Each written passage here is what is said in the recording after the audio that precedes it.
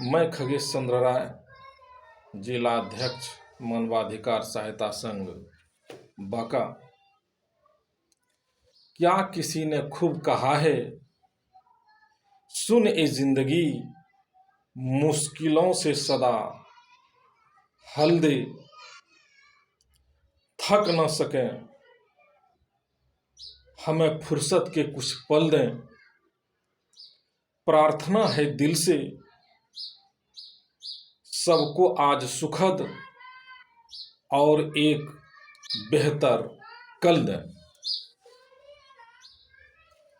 परेशान आदमी को सलाह नहीं साथ की जरूरत होती है।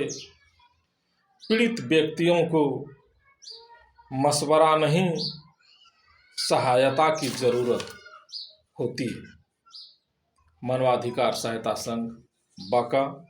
जय हिंद।